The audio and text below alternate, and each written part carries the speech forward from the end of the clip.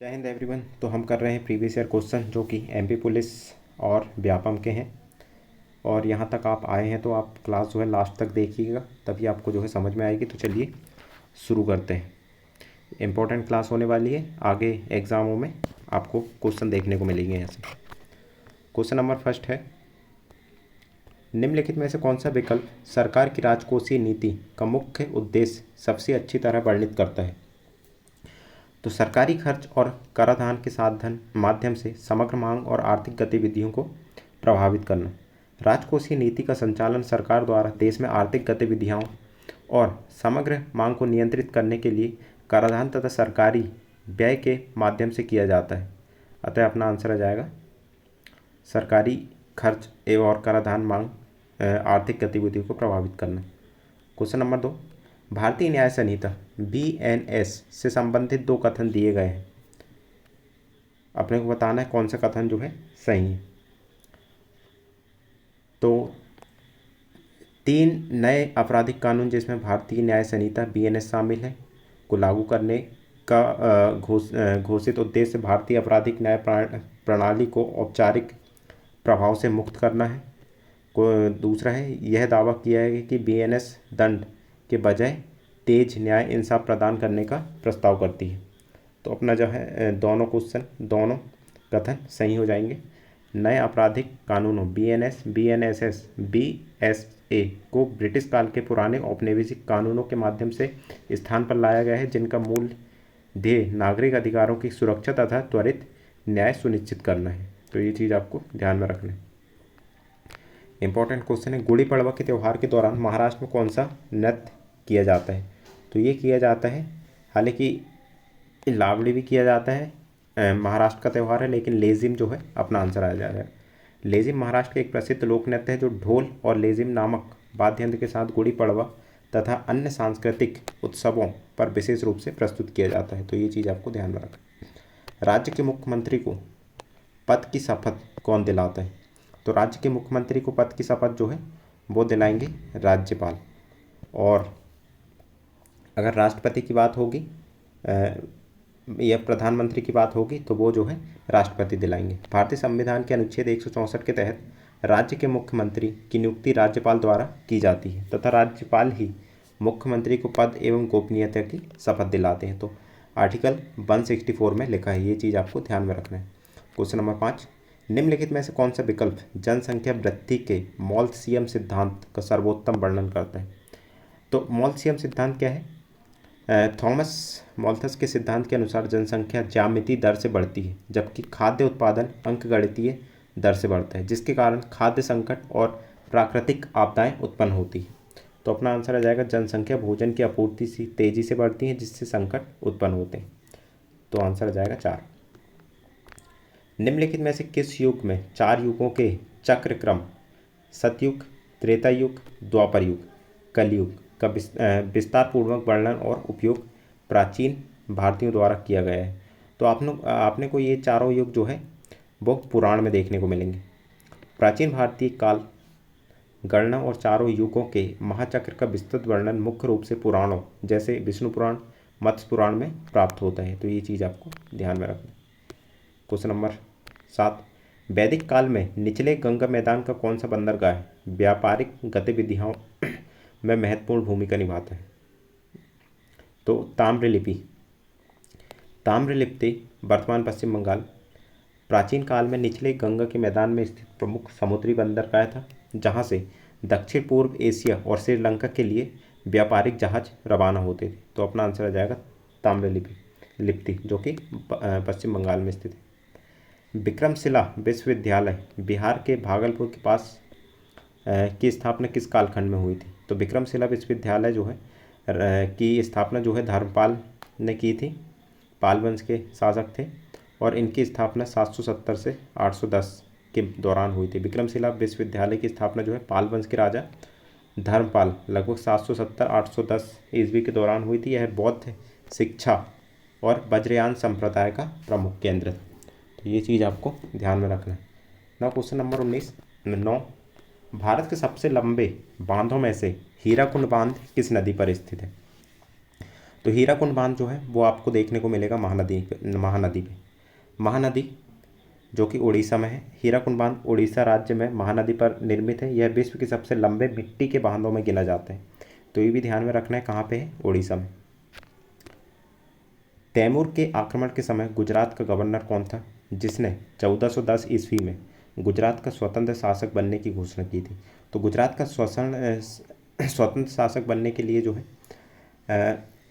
जफर खान ने बोला था। दिल्ली सल्तनत पर तैमूर के आक्रमण जो कि 1398 ईस्वी में के उत्पन्न अस्थिरता का लाभ उठाकर गुजरात के सूबेदार जफर खान, जिसका नाम मुजफ्फर शाह प्रथम, ने घोषणा की कि वह गुजरात सल्तनत की घोषणा की और गुजरात सल्तनत की जो है नींव रखी। तो आपको ध्यान में रखना है गुजरात सल्तनत की नींव किसने रखी।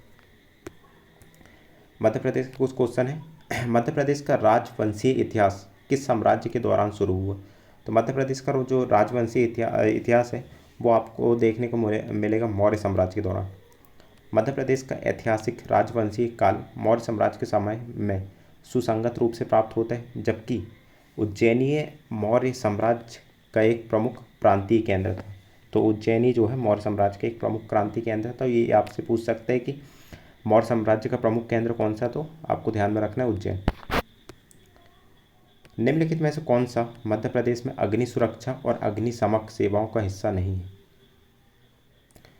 तो पानी में डूबे शवों को बचाना और उन्हें अस्पताल पहुंचाना सही है। भोपाल में विशेष अतिथियों के दौर के दौरान अग्नि सुरक्षा व्यवस्था सही है। गणेश विसर्जन, दुर्गा विसर्जन, मुहर्रम और दिवाली जैसे त्योहारों के दौरान अग्नि सुरक्षा सही है। लेकिन अग्नि दुर्घटना पीड़ितों के अस्पताल बिलों के लिए वित्तीय सहायता प्रदान करना, ये जो है सेवाएं नहीं है। अग्निशामक नागरिक सुरक्षा विभाग का मुख्य कार्य बचाव कार्य, आपदा प्रबंधन और आग नियंत्रण पर है। पीड़ितों को के जो है चिकित्सा बिलों का भुगतान करके उसी क्षेत्र में नहीं आता। तो ये चीज़ आपको ध्यान में रखना है। मध्य प्रदेश में मटकी नृत्य की शुरुआत कौन करता है? तो मटकी नृत्य की शुरुआत अगर देखा जाए तो वो होता है एक अकेली महिला जिसे झेला कहा जाता है। तो झेला आपसे पूछ सकते हैं कि झेला क्या है। तो मालवा क्षेत्र में प्रसिद्ध लोक नृत्य मटकी की शुरुआत जो है झेला नाम की अकेली महिला नर्तकी द्वारा ढोल की ताल पर किया जाता है, जिसके बाद अन्य महिलाएं जुड़ती हैं। तो ये भी ध्यान में रखना है, ढोल की ताल से ये शुरू होता है। क्वेश्चन नंबर 14 है, रानी दुर्गावती का विवाह किस राजा से हुआ था? तो आपने सुना होगा नाम दलपत शाह। गोंडवाना की जो वीरांगना रानी दुर्गावती का विवाह जो है गोंड राजवंश के राजा संग्राम शाह पुत्र दलपत शाह के साथ हुआ। तो ये चीज़ आपको ध्यान में रखना है। आलमी तबलीगी इज्तिमा मध्य प्रदेश के किस शहर में आयोजित होता है? तो आलमी तबलीगी इज्तिमा एक अंतर्राष्ट्रीय इस्लामिक धार्मिक समागम है जो प्रतिवर्ष मध्य प्रदेश की राजधानी भोपाल में जो है आयोजित किया जाता है। तो अपना आंसर आ जाएगा भोपाल। क्वेश्चन नंबर 16, मध्य प्रदेश में खजुराहो नृत्य महोत्सव की अवधि कितनी होती? तो ये होती है 3 दिन। खजुराहो नृत्य एक समारोह प्रतिवर्ष फरवरी माह में 7 दिनों के लिए आयोजित किया जाता है, जिसमें देश विदेश के जो है सारथी नर्तक भाग लेते हैं। तो अपना जाएगा 3 दिन। मध्य प्रदेश में अहिराई नृत्य आमतौर पर कितने देर तक चलता है? अहिराई नृत्य की बात करें तो ये जो है पूरी रात भर आपको देखने को मिलेगा। भारिया और अहिर जनजाति द्वारा किए जाने वाला अहिराई नृत्य पारंपरिक रूप से मांगलिक अवसरों पर रात भर चलता है। तो ये आपसे पूछ सकते हैं कौन सी जनजाति इसको करती है, भारिया और अहिर जनजाति। अक्टूबर 2025 में मध्य प्रदेश के सांस्कृतिक पर्यटन और धार्मिक न्यास एवं राजस्व मंत्री कौन है?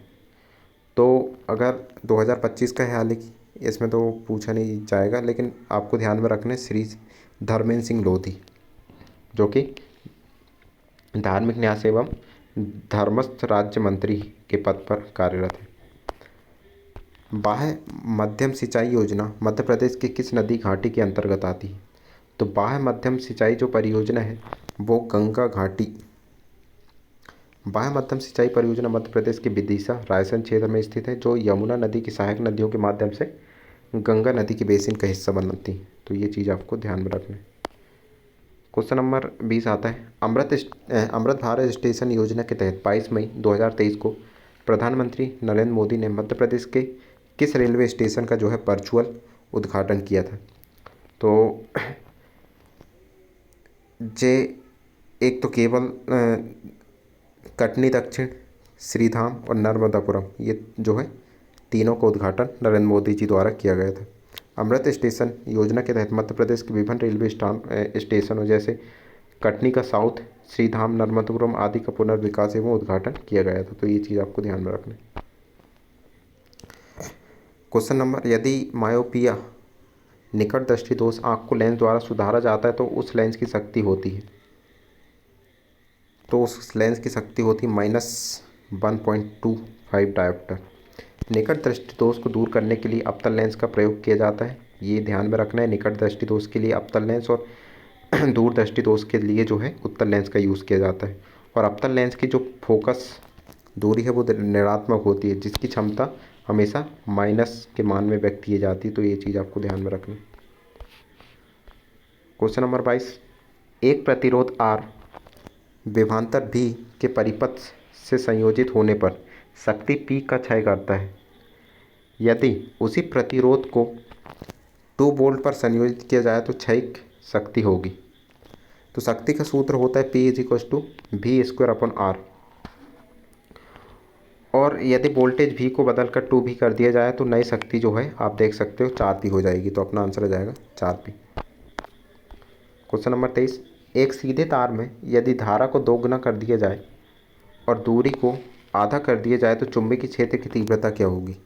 तो ये पूछा है। चुंबकीय क्षेत्र की तीव्रता होती है B समानुपाती L/R I/R, जहाँ धारा I को 2 गुना करने पर R को जो है आधा करने पर जो है ये भी 4 गुना हो जाएगी। तो अपना आंसर आ जाएगा 4 गुना। निम्नलिखित में से कौन सा फ्लेमिंग के बाएं हाथ के नियम का सही अनुप्रयोग नहीं है? तो फ्लेमिंग के बाएं हाथ से अपन जो है मोटर के बल की दिशा निर्धारित कर सकते हैं, चुंबकीय क्षेत्र में चालक पर लगने वाले बल की दिशा को निर्धारित कर सकते हैं और चुंबक की जो है ध्रुवता निर्धारित कर सकते हैं, लेकिन जो है जनरेटर में प्रेरित धारा की दिशा निर्धारित नहीं कर सकते। तो अपना आंसर आ जाएगा 2। जनरेटर में प्रेरित धारा की दिशा निर्धारित करने पर फ्लेमिंग के दाएं हाथ के नियम का उपयोग किया जाता है। तो ये आपको ध्यान में रखना है। क्वेश्चन नंबर 25, एक आयताकार लूप जिसमें धारा प्रवाहित हो रही है उसे एक चुंबकीय क्षेत्र में इस प्रकार रखा गया है कि इसका एक पक्ष क्षेत्र के लंबवत और दूसरा जो है समांतर है। किस पक्ष पर अधिकतम बल लगेगा? तो ये किस पक्ष पर बल अधिकतम लगेगा? तो धारावाही चालक बल जो होता है F = ILV sin थीटा, जहाँ भुजा चुंबकीय क्षेत्र के लंबवत होती है, थीटा अगर 90 डिग्री है तब साइन थीटा होता है अपना 1, जिसमें अधिकतम बल का अनुभव होगा, और 0 होगा तो 0 हो जाएगा वो। तो अपना आंसर आ जाएगा चुंबकीय क्षेत्र के लंबवत पक्ष में। BOH होलोथ्राइज के संदर्भ में निम्नलिखित में से कौन सा कथन सत्य है? तो बोरिक एसिड एक दुर्बल एक क्षारीय लुईस अम्ल है। लुईस अम्ल आपको ध्यान में रखना है। यह स्वयं H+ आयन नहीं छोड़ता बल्कि जल अणु से OH- स्वीकार करके H+ मुक्त करता है। तो अपना आंसर आ जाएगा OH- स्वीकार करके एक अम्ल के रूप में कार्य कर सकता है। क्वेश्चन नंबर 27, ऑक्सीजन के साथ अभिक्रियाशीलता और घुलनशीलता की प्रवृत्तियों के आधार पर निम्नलिखित में से कौन सा कथन धातुओं और अधातुओं के बीच सबसे अच्छा अंतर दर्शाता है? तो क्षारीय धातुएं ऑक्साइड बनाती हैं, कुछ जल में घुलती हैं।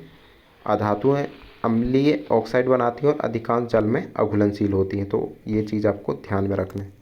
धातुएं जो है क्षारीय ऑक्साइड बनाती हैं, जैसे Na2O और कैल्शियम ऑक्साइड, जिसमें कुछ क्षार जो है बनकर जल में घुलते हैं, और अधातु अम्ल और उदासीन ऑक्साइड बनाती हैं। तो ये आपको ध्यान में रखना है। क्वेश्चन नंबर 28, धातु L क्लोरीन के साथ अभिक्रिया करके घुलनशील हैलाइड बनाती है, जिसका उपयोग फोटोग्राफी में होता है। यह वायु में ऑक्सीकरण के प्रतिरोधी होती है। धातु L की पहचान कीजिए। तो ये जो हो जाएगा सिल्वर, क्योंकि फोटोग्राफी में सिल्वर का जो क्लोराइड है उसका यूज़ होता है, का उपयोग पारंपरिक फोटोग्राफी और प्रकाश संवेदनशील सामग्री के लिए किया जाता है।